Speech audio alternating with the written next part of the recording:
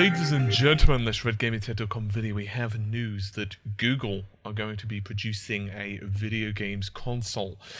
They're also looking at producing a computing watch as well. Supposedly, the wrist-powered watch will be powered by Android, although more details have not been given, and neither have details been given on the console. All we know, of course, it will be an Android-powered device. Google supposedly are keeping a close watch on the Ouya, which of course has just recently been launched and is available for $99 US. And it's actually Amazon sold out of the Ouya very quickly, and indeed it's actually selling out so quickly that even some originally kickstarted the project, they haven't actually received the Ouyas yet, and so there's a bit of a fuss over that. But apparently Ouya is finally winging its way to some of the early Kickstarters. However, in relation to Google, Google have definitely been eating into a lot of the pies recently, and supposedly another plan for this is to actually help to take some of the joy away from Apple and their Apple TV service. Now, obviously, right now you've got the Xbox One and the PlayStation 4, which are just about to be unleashed to the world later this year. So it's going to be very interesting to see how the marketplaces handles this, because then, of course, we'll have cheaper Ouya consoles.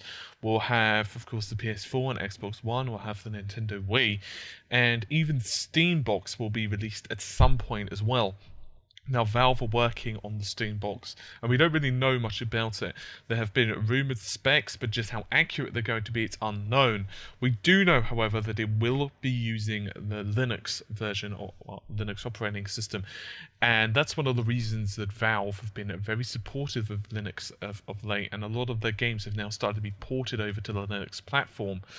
It'll be very interesting to see what Google come up with. No doubt it will integrate very well with their various services, for example, Google Mail and so forth. Now, obviously as well, they've got cloud computing and everything else pretty much down, and Google are definitely in the right industry to be able to really put out a very competitive product.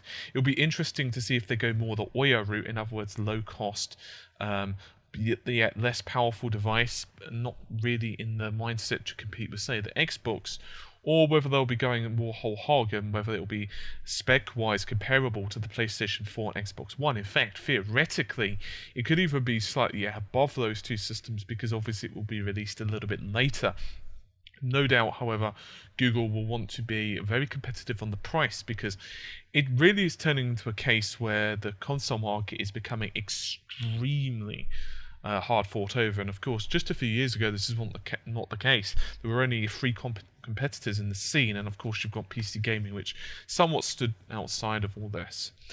Anyway, it's not much news other than that. It will be very interesting to see how this goes. In terms of the watch, that's not really a new idea either. Of course, computer-based watches have been around for a while, but they've not really been prevalent on the marketplace for a while in terms of the last couple of years. Obviously, if it's going to be Android powered, then it's going to have various functionalities.